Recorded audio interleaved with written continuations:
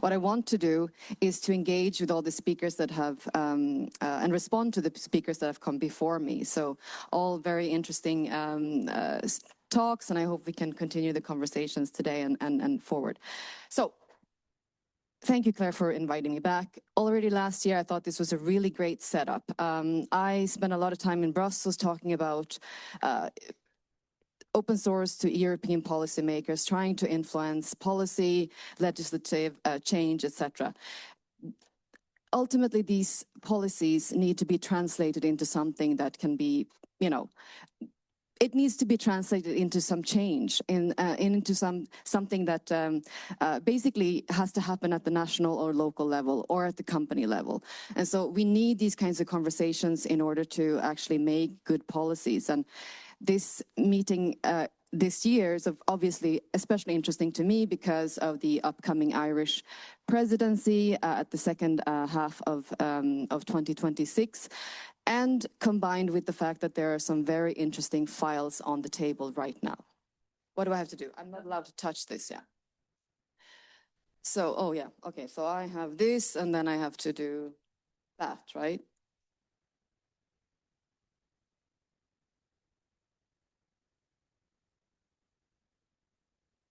I have this slide here only to say that I've been talking to policymakers in Brussels for almost 20 years. And what we're seeing right now is really an unprecedented focus on open source as a strategic imperative for the EU. I have never seen anything like this. I've come out of half sort of semi-retirement in order to engage in these policy discussions right now. Why? Because I've gotten excited before about the Tallinn Declaration, about the Berlin Declaration, about the Global Digital Compact, all these member states promising that they are now going to do everything in open source, collaborating with other, with other governments to give better public services to European citizens. What I've seen is that although I've been advocating for these policies, and maybe I shouldn't be saying this, but not all policies and legislation that promotes open source actually, I think, makes a meaningful change. Again, getting excited about wording, even fighting over, over specific wording, and then realizing that when it comes to it, these texts don't actually translate into sort of meaningful unlocking of the potential of open source, or even meaningfully countering lock-in. So it's a kind of, I see it as a sort of responsibility for people who have been engaged in these discussions for a long time, or having been engaged in not just talking about open source, but doing open source, to bring this now to national level governments, but also to the European level, because we have a window of opportunity that will close very soon. And what I don't want is that this new legislation does not reflect the sort of iceberg that we saw of open source. In the worst case, you will see just money on the table or requirements around procurement, which results in single vendor open source lock-in, code produced with public funds and with the sort of open source license slapped onto it at the last moment, and we don't actually get the benefits from that open source actually can deliver. And so, sorry, I'm still on that slide. And so I'm optimistic though, because what we have seen coming out of Europe just even in the last few months is quite promising. This consultation was opened early in January and closed just a few days ago, received, I think, close to 1,600 responses, which is a bit of a record for a European consultation. I mean, maybe it's not a real, but it's a very high number of responses. It does, for the first time, talk about, again, open source and open source capabilities as a European strategic imperative. It does also mention, and don't have to read all of this, but that it goes beyond cost saving. It goes beyond, what we have seen as motivation for these sorts of policies in the past, and really lifts it to this highest strategic level. And also we are seeing some sort of aligned approach, not just public sector, not just funding, but really procurement, targeted funding, research projects, and there's a coherent approach.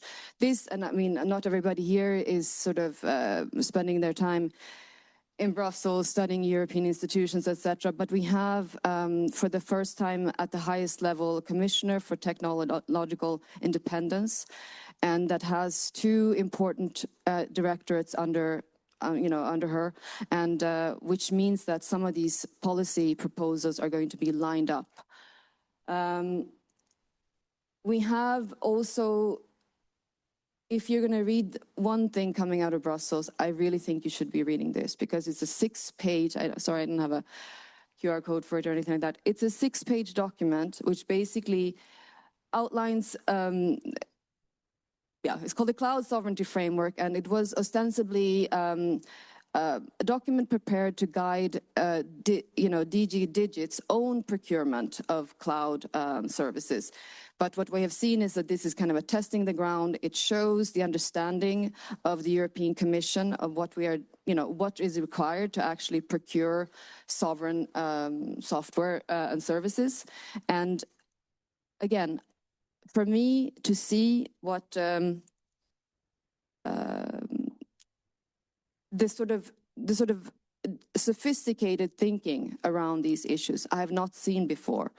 And really, it's putting open source at the center of a lot of this. I think actually it's more like it's a prerequisite. It's actually seen as a prerequisite that we have availability, not only of the source code, but and documentation, etc.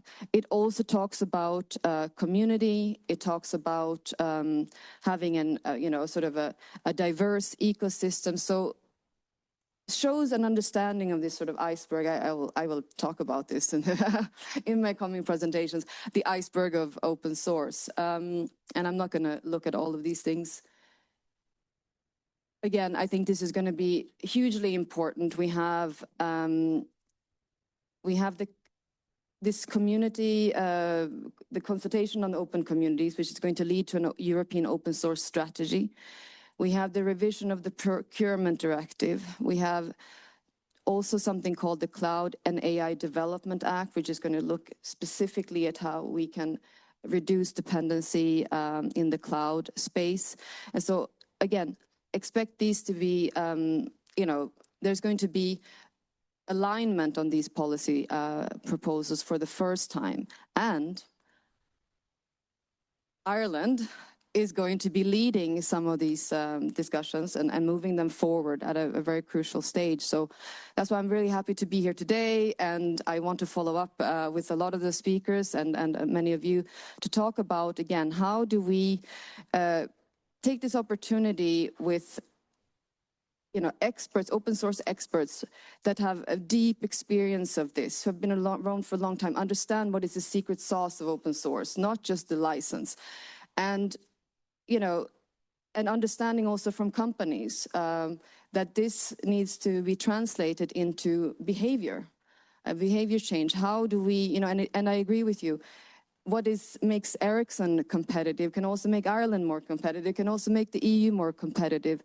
And finally, maybe the digital sovereignty. I hope it's not going to be seen as a zero-sum game. Saeed, I wanted to, also repeat what you said. It's not just about Europe versus China versus US. We also have, I think, a responsibility to bring, to think about the rest of the world and also make sure that some of the advancements that we are witnessing, that they are that they are going to the whole world. So, thank you.